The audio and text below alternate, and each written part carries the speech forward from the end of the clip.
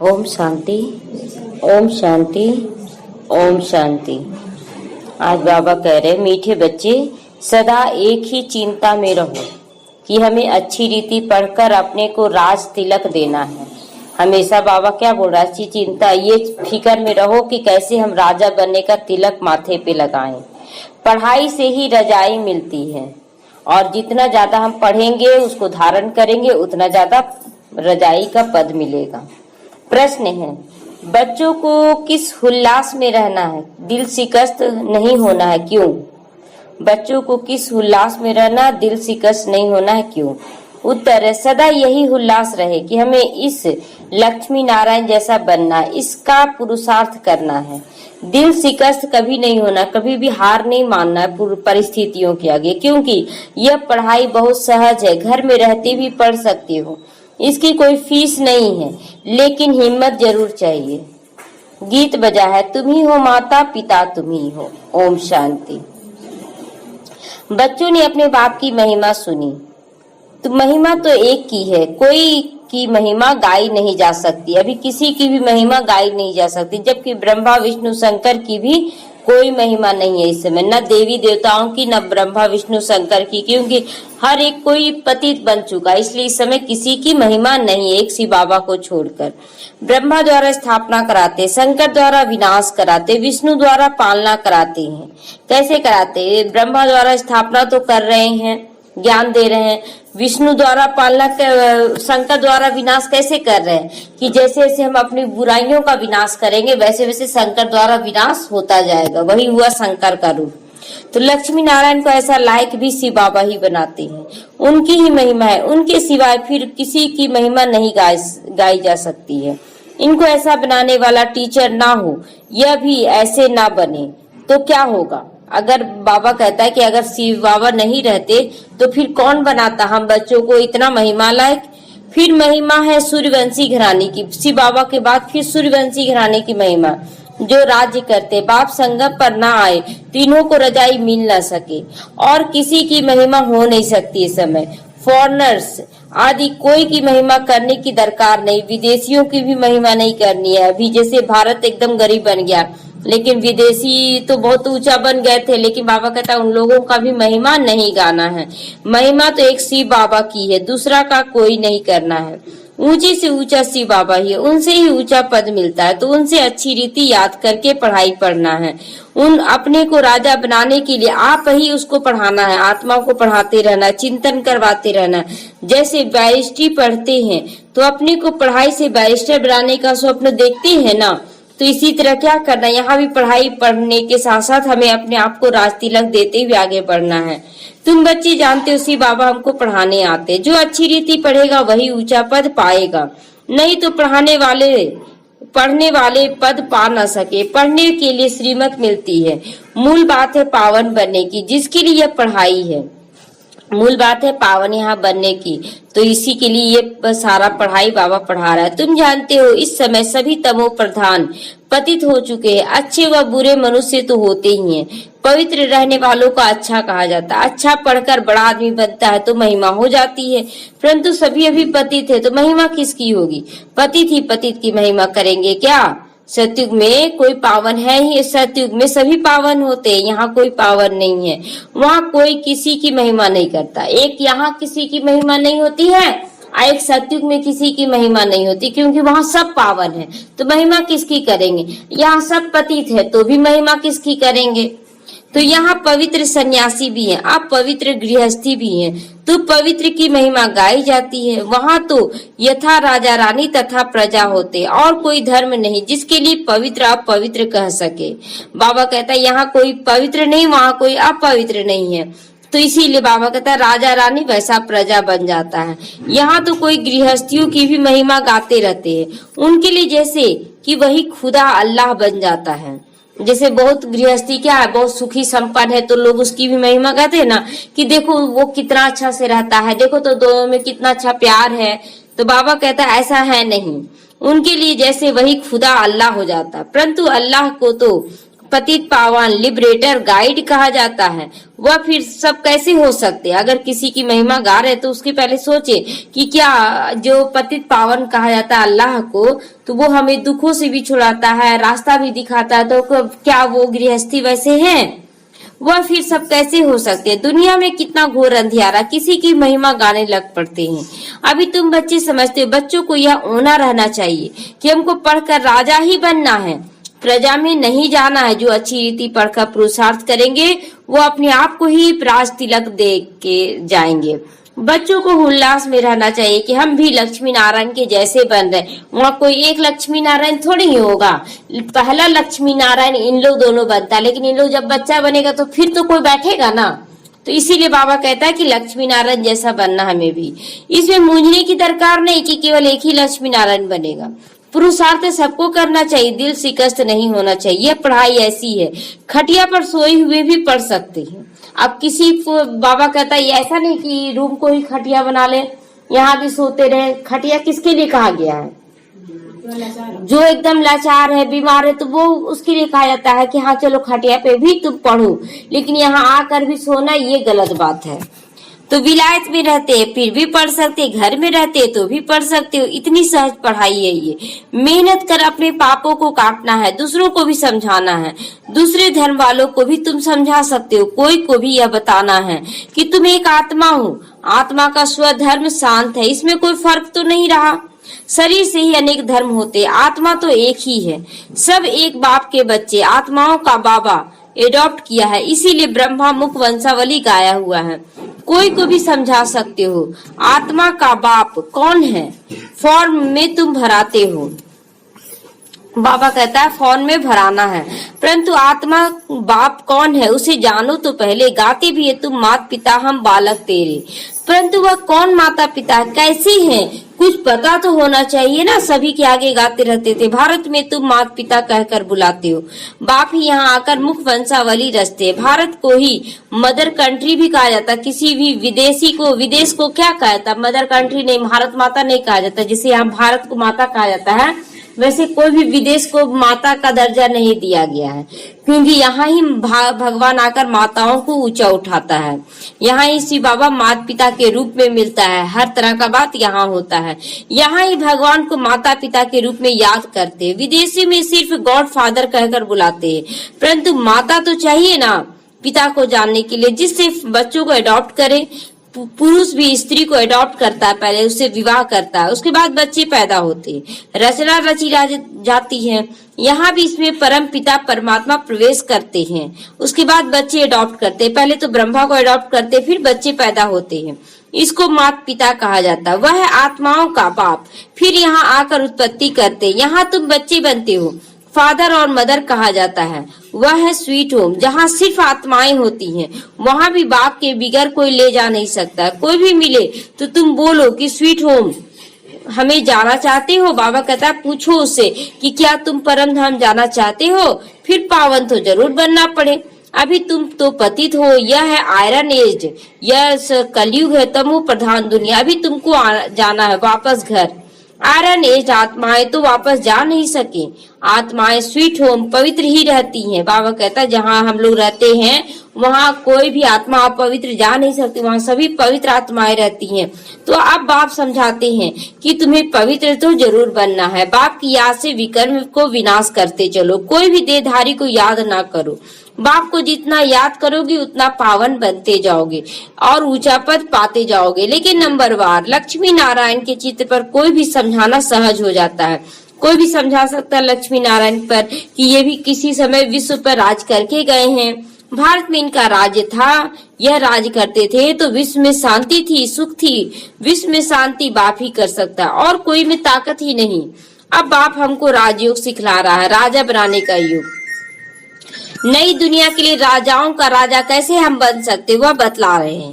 बाप ही knowledge full बना रहे हैं, परंतु उसमें कौन सी नॉलेज है यह कोई नहीं जानता। सृष्टि के आदि मध्य अंत की ज्योग्राफी हिस्ट्री बेहद का बाप सुनाता। हिस्ट्री ज्योग्राफी याद है किसे कहा जाता है? हिस्ट्री और ज्योग्राफी हिस्ट्री किसको, इति मतलब इतिहास, मतलब कहानी, जो हमारा बीता हुआ कहानी को बता दे वो इतिहास हो गया। तो हमारा सतयुग से कलयुग तक का हिस्ट्री हो गया।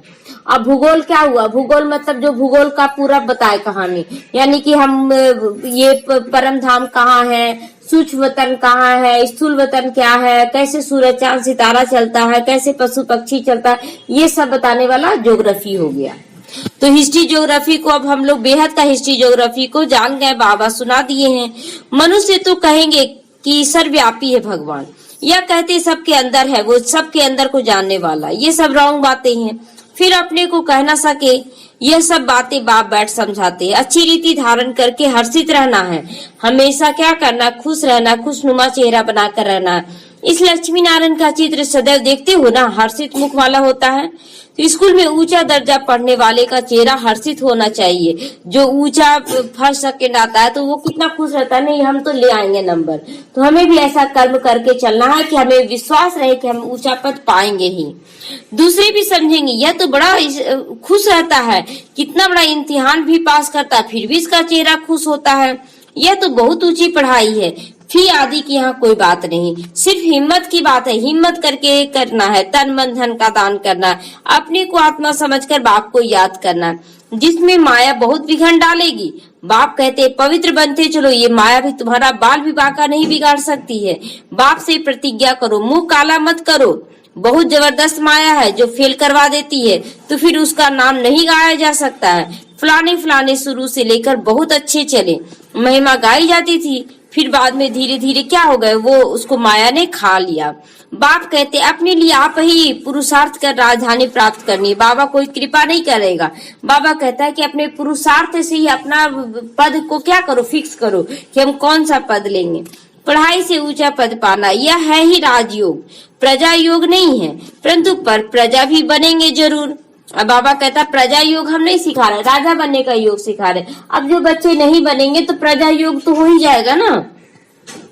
सकल और सर्विस से मालूम पड़ जाता है कि कौन कैसा बनने लायक है। घर में स्टूडेंट की चाल चलन से समझ जाते, यह फर्स्ट नंबर में आएगा, ये थर्ड नंबर में आएगा। यहाँ भी ऐसे है, जब पिछाड़ी इम्तिहान पूरा होगा तब तुमको सब साक्षात्कार होगा कि तुम क्या पढ़ाई पढ़े हो। साक्षात्कार होने में देरी कुछ भी नहीं लगेगी उस समय। फिर लज्जा तुम्हें आएगी कि हम नापास क्यों हो गए, हम थोड़ा सा और अच्छी रीति से पढ़ लेते, धारण कर लेते। नापास होने वाले को प्यार कौन करेगा। अब बाबा कहता है कि जो नापास हो गए उन लोगों को कोई लास्ट में जय जयकार करेगा क्या, नहीं करेगा। वो लोग अपने आप को भी जय जयकार नहीं कर पाएंगे। एक होता है कि अपने आप को भी शाबाशी देना, लेकिन अपने आप को भी कोसेंगे कि हम क्यों नहीं किए। मनुष्य बाइस्कोप देखने जाते हैं, बाइस्कोप मतलब फिल्म पिक्चर देखने में खुशी का अनुभव करते हैं, लेकिन बाप कहते हैं नंबर 1 गंदा बनाने वाला ये बाइस्कोप है पिक्चर। ब्रह्मा बाबा क्या था कि बहुत अच्छा था भक्ति मार्ग में भी, लेकिन वो बोलता था शादी नहीं करेंगे, लेकिन दोस्तों के संग में एक बार पिक्चर चला गया देखने के लिए। अब पिक्चर जैसा ही देखा उसके अंदर काम विकार जागृत हो गया, उसी के कारण शादी किया ब्रह्मा बाबा और दादा लेखराज के रूप में। तो बाबा कहता है बाइस्कोप बहुत खराब चीज है, उसमें जाने वाले को बहुत करके फेल होकर गिर पड़ते हैं। कोई कोई फीमेल भी ऐसी हो जाती है जो बाइस्कोप में जाने के बगैर नींद ही नहीं आती है उसको। बाइस्कोप देखने वाले अब पवित्र बनने का पुरुषार्थ जरूर करेंगे। हम लोगों को पवित्र बनने का पुरुषार्थ करना है। जो पिक्चर ये सब देखते रहते हैं गंदी पिक्चर, वो क्या हो जाएगा, वो अब पवित्र बनने का पुरुषार्थ करेंगे। यहाँ जो कुछ भी हो रहा है जिसमें मनुष्य खुशी समझते हैं वह सब दुख का कारण बन जाएगा। यह है विनाशी खुशियां। लोग आज भी पिक्चर देखते, नाटक तो नहीं आ रहा, सीरियल नहीं आ रहा, लेकिन पिक्चर देख के फिर भी मूंझते रहते हैं कि बहुत अच्छा लग रहा है, इसमें एंजॉय कर रहे हैं। लेकिन अब क्या है, बाबा कहता जितना तुम गंदी पिक्चर देखोगे उतना तुम मूंझोगे, विनाश को देखते हुए भी नहीं देख पाओगे और अपने आप को समझोगे नहीं हमको तो यही खुशी लेना है। तो अविनाशी खुशी अविनाशी बाप से मिलता। तुम समझते हो बाबा हमको इन लक्ष्मी नारायण जैसा बनाते हैं, वैसे आगे तो 21 जन्मों के लिए लिखते थे बाबा। अभी बाबा लिखते 50-60 जन्म, क्योंकि द्वापर में भी तो पहले बहुत धर्मान ही रहोगे ना, खुशी तो रहोगे ना। बाबा पहले 21 जन्म लिखता था, फिर धीरे धीरे क्या बोला 50-60 जन्म तुम्हारा सुख से बीतेगा, क्योंकि द्वापर में भी हमारा कोई दुख नहीं होगा। बाबा कहता 3/4 से ज्यादा सुख होगा। 3/4 से ज्यादा का मतलब क्या हुआ कि 4 युगों में 3 युग से ज्यादा सुख होगा। और एक युग से भी कम, यानी कि आधा से भी कम, एक युग का आधा से भी कम दुख होगा। हाँ हाँ, कल 3 हिस्सा से ज्यादा, 3/4 से ज्यादा कलयुग में भी आधा तो सुख रहेगा, उसके बाद लास्ट में दुख होता। 3/4 से ज्यादा मुरली में आया था ना कि तुम्हें 3/4 से ज्यादा सुख होगा। तो बाबा कहता बहुत धनवान सुख में रहोगे, भल पतित बनते हो तो भी धन बहुत रहता है तुम्हारे पास। यह तो बिल्कुल जैसे तमो प्रधान बनते तब दुख शुरू होता है। बहुत ज्यादा तमो प्रधान बन जाएंगे ना तब हमें दुख कहा जाता है। लास्ट में हम लोग कर्ज लेकर सुखी रहेंगे, यानी कि सबको मार के पीट के, राजा तो रहेंगे ना या साहूकार तो रहेंगे ना, मारेंगे पीटेंगे, सबको गाली देंगे, उसके बाद भी सुख मिलेगा, उन लोग को जबरदस्ती करवाएंगे। लेकिन जब ज्यादा पाप बढ़ जाएगा ना तब जो नौकर थे वो हमारे ऊपर राज करना शुरू कर देंगे, तब दुख बढ़ेगा। इसलिए बाबा कहता है कि मात्र कुछ जन्म तक ही दुख होगा। तो पहले तो सुखी ही रहते हो ना, जब बहुत दुखी होते हो तब बाप आ जाता है। कितना सुंदर बात बाबा बताए कि बहुत ज्यादा दुखी होते हो तो बाप तुम्हें संभाल लेता है, तो फिर दुख हुआ कहाँ। महा अजामिल जैसे पापियों का भी उद्धार करते, तो महा अजामिल मतलब बहुत ज्यादा पाप हम लोग कर लेते लास्ट में ना मार पीट के, तो इसलिए बाबा कहता वैसे पापियों को फिर ढूंढ ढूंढ के निकाला जाता है, फिर उसी को पावन बनाया जाता है। कितना सुंदर खेल है। बाप कहते मैं सबको ले जाऊंगा, किसी को नहीं छोड़ूंगा, सबको मुक्ति धाम में पहुंचाऊंगा, फिर सत्यु की रजाई तुमको दे दूंगा। सबका कल्याण तो होता है ना, लेकिन बाबा कह रहा है सबका कल्याण फिर हुआ, मुक्ति धाम भी ले जाना कल्याण ही करना हुआ। सबको अपने ठिकाने तक पहुंचा दूंगा, शांति में किसी को सुख में, फिर मैं चला जाऊंगा परम धाम। सत्युग में सबको सुख रहता है, शांति धाम में सुखी रहते हैं, शांति धाम में भी सुखी रहते। कहते हैं ना विश्व में शांति हो, तो बोलो इन लक्ष्मी नारायण का जब राज था तो विश्व में शांति थी, दुख की बात कोई भी नहीं होती थी, न दुख ना शांति। यहाँ तो घर घर में अशांति है, देश देश में अशांति है, सारे विश्व में अशांति है। कितने टुकड़े कर दिए हैं धरती के, कितने फ्रैक्शन हो गए हैं सबके अंदर में। 100 माइल पर भी भाषा अलग है। बाबा कहता 100 किलोमीटर की दूरी में आप चेक करेंगे तो बाप बोलेंगे कि यहाँ का भाषा एकदम अलग है, यहाँ का भाषा अलग है, एक जगह का भाषा दूसरी जगह नहीं है। अब कहते भारत की प्राचीन भाषा संस्कृत है। अब आदि सनातन देवी देवता धर्म का तो किसी को पता ही नहीं, फिर कैसे कहते हैं कि यह प्राचीन भाषा है। देवी देवता धर्म का तो किसी को पता ही नहीं कि कब आया कब गया, तो संस्कृत कैसे हो सकता है प्राचीन भाषा। तुम बता सकते हो आदि सनातन देवी देवता धर्म कब था? तुम्हारे में भी नंबरवार है जो इन बातों को जानता है। जब शंकराचार्य आया तब संस्कृत भाषा आया, लेकिन पहले से संस्कृत भाषा नहीं था, पहले हिंदी ही भाषा थी। कोई तो डलहेड भी होते हैं, बहुत ज्यादा मूर्ख भी होते हैं, जो इतना समझाने के बाद भी नहीं पढ़ पाते हैं। देखने में आता है कि यह जैसे पत्थर बुद्धि, अज्ञान काल में भी कहते हैं ना हे भगवान इनकी बुद्धि का ताला खोलो। युगल का बाप तुम बच्चों को ज्ञान की रोशनी देते, उनसे ताला खुलता जाएगा, फिर कोई कोई की बुद्धि खुलती ही नहीं। कहते बाबा आप बुद्धिमानों की बुद्धि हो ना, तुम्हारे पति की बुद्धि का ताला खोल दो ना। बाप कहते हैं इसीलिए मैं आया हूँ, इसलिए मैं थोड़े ही आया हूँ कि सबके पति का ताला खोलता रहूं। अब किसी के पति को आने का है द्वापर के त्रेता के लास्ट में, तो कैसे आएगा? नहीं, कल का ही आया है, लेकिन इसमें आया है, हाँ टॉपिक आया है। तो बाप कहते मैं इसीलिए थोड़ा ही आया हूँ कि सबके पतियों का ताला खोल दूं, जो एक एक की बुद्धि का ताला बैठकर हम खोलते रहें, फिर भी सभी का बुद्धि का ताला खुल जाएगा, सब महाराजा महारानी बन जाएं। हम कैसे सबका ताला खोलेंगे? अगर हम सबका ताला खोलेंगे तो सबको महाराजा महारानी बना देंगे, तो ऐसा तो होगा नहीं। अब जो जिन आत्माओं को त्रेता के लास्ट में आना है तो वो तो लास्ट में ना पहुंचेगी। ये तुम्हारे योग का फल होगा कि उन लोगों को जगाओ, उनको सत्युग में आना ही नहीं होगा, तो हम ताला कैसे खोल दें? अब जो लास्ट में आने वाले उसको हम ताला कैसे खोल देंगे? ड्रामा अनुसार समय पर ही उनकी बुद्धि खुलेगी। मैं कैसे खोलूंगा? ड्रामा के ऊपर छोड़ दो, तुम साक्षी दृष्टा हो जाओ, केवल अपने आप को चेक करते रहो। सब फुल पास थोड़े ही हो जाएंगे, स्कूल में भी नंबरवार होते हैं ना। यह भी पढ़ाई है, प्रजा भी बनाना है, तो सबका ताला खुल जाए, प्रजा कहाँ से आएगी? अगर सबका ताला एकदम नंबर 1 में खोल देगा बाबा, तो सब राजा बन जाएगा, फिर प्रजा कौन बनेगा? इसीलिए बाबा कहता है कि सब अपने बुद्धि के अनुसार ताला खुलता जाएगा समय पर। यह तो कायदा नहीं है कि हम ताला खोलते जाएं। तुम बच्चों को पुरुषार्थ करना है, हर एक के पुरुषार्थ से जाना जाता है कि जो अच्छी रीति पढ़ते हैं उनको जहाँ तहाँ बुलाया भी जाता है। बाबा जानते हैं कौन कौन अच्छी रीति सर्विस कर रहे हैं। बच्चों को अच्छी रीति पढ़ना है, अच्छी रीति पढ़ेंगे तो घर ले जाऊंगा, फिर स्वर्ग में तुम्हें भेज दूंगा। बाबा लालच भी दे रहा है कि तुम अच्छा से पढ़ो तो तुमको सतयुग में ले जाएंगे, परमधाम ले जाएंगे, नहीं तो सजाएं बहुत कड़ी मिलेगी, पद भी भ्रष्ट हो जाएगा। स्टूडेंट की टीचर का शो निकालना चाहिए ना। अब जब बच्चे बने हैं, स्टूडेंट बने हैं, तो बाबा कहता है तुम मेरा नाम बाला करो। गोल्डन एज में पारस बुद्धि थे, अभी तो तुम आयरन एज बन गए हो। यहाँ गोल्डन एज बुद्धि हो ही नहीं सकती है। विश्व में शांति थी जब एक राज्य होगा, जब एक धर्म होगा। अखबार में भी तुम डाल सकते हो, भारत में जब इनका यानी लक्ष्मी नारायण का राज्य था तो विश्व में शांति थी। आखिरी समझेंगे जरूर, लास्ट में जब होगा विनाश जैसे जैसे नजदीक आता जाएगा और ज्यादा होगा तो बाबा कहते सभी बच्चे समझेंगे। तुम बच्चों का नाम बाला हो जाएगा। उस पढ़ाई में कितने किताब पढ़ते आए हो, यहाँ तो कुछ भी नहीं पढ़ना है, पढ़ाई तो बिल्कुल सहज है। बाकी याद में अच्छे अच्छे महारथी भी फेल हो जाते हैं। याद का जौहर नहीं रहता है। ज्ञान तलवार तो तुम्हारे पास आ गया है, लेकिन याद का जौहर आएगा कब? जब हम ज्यादा से ज्यादा योग लगाएंगे। भल बंधन में भी हो फिर भी याद तो कर सकते हो ना। बहुत फायदा है। बंधन में रहने वाले लोग ज्यादा याद करते हैं कि कब ये बंधन छूटे, कब ये बंधन छूटे।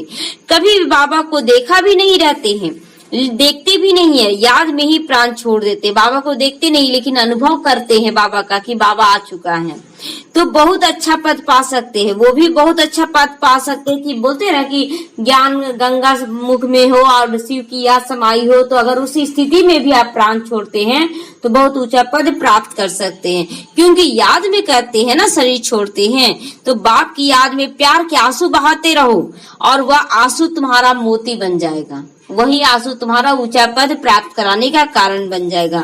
अच्छा, मीठे मीठे सीख रहते बच्चों प्रति माता पिता बाप दादा का याद प्यार और गुड मॉर्निंग। रूहानी बाप की रूहानी बच्चों को नमस्ते।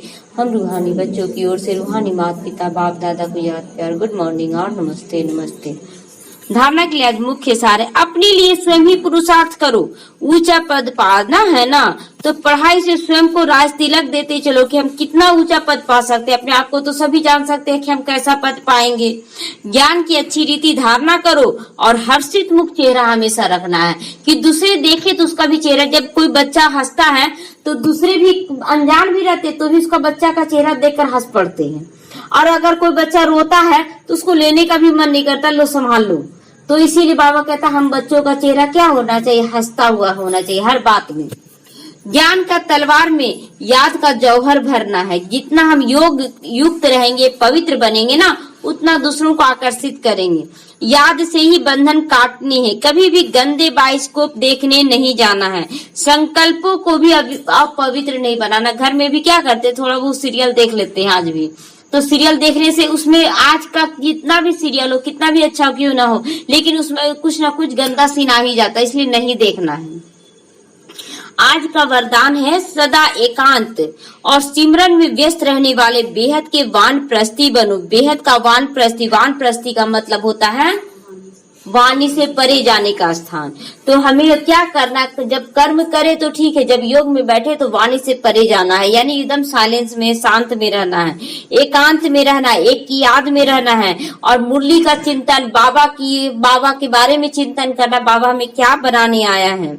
वर्तमान समय के प्रमाण आप सभी वानप्रस्थी अवस्था के समीप पहुंच रहे हो। अब बाबा क्या बोल रहा है कि तुम सब समीप, आप बहुत नजदीक आ गए हो। वानप्रस्थी कभी गुड़ियों का खेल नहीं करते। गुड़ियों का खेल मतलब, गुड़ियों का खेल मतलब मूर्तियों की पूजा, मूर्तियों की पूजा नहीं करते। वो गुड़ियों का खेल हो गया ना। जब डायरेक्ट भगवान आ गया तो हम मूर्ति की पूजा क्यों करें। तो इसीलिए बाबा कहता है कि अब तुम तो नजदीक जाने वाले बन गए हो, तो बाबा कहता है अब गुड़ियों की खेल नहीं खेलो। वे सदा एकांत और सिमरन में रहते, जो बाबा को जान जाते हैं, ज्ञान को समझ जाते हैं। आप सब बेहद के वानप्रस्थी सदा एक के अंत में अर्थात निरंतर एकांत में रहो। साथ साथ एक का याद करते हुए स्मृति स्वरूप बनो। सदा बच्चों के प्रति बाप दादा यही सुभाष रखते हैं कि अब बाप और बच्चे समान बन जाएं। कितना सुभावना बाबा दे रहा है कि शिव बाबा के समान हम बच्चे बन जाएं। थोड़ा भी अंतर ना रहे, बाप और बच्चे, बाप और बेटा बोलते हैं कभी कभी कि देखो दोनों बाप बेटा एक जैसा लग रहा, तो हम लोग का भी स्थिति ऐसा हो जाए, एकदम निराकारी स्थिति में आ जाए। याद सदा समाये रहे, याद में सदा समाये रहे, समान बनना ही समाना है। बाबा कहता जितना हम समान बनते जाएंगे उतना ही बाबा को समाते चल जाएंगे, ज्ञान को समाते जाएंगे। यही वानप्रस्थ स्थिति की निशानी है। स्लोगन है, आप हिम्मत का एक कदम बढ़ाओ तो बाप की मदद हजारों कदम आ जाएगी। बाबा कहता कोई भी जगह जैसे कुछ भी धारणा करना, उसमें एक कदम बढ़ाने बोलता है, निश्चय बुद्धि होकर, तो 1000 कदम बाबा खुद बढ़ा देता है। ओम शांति।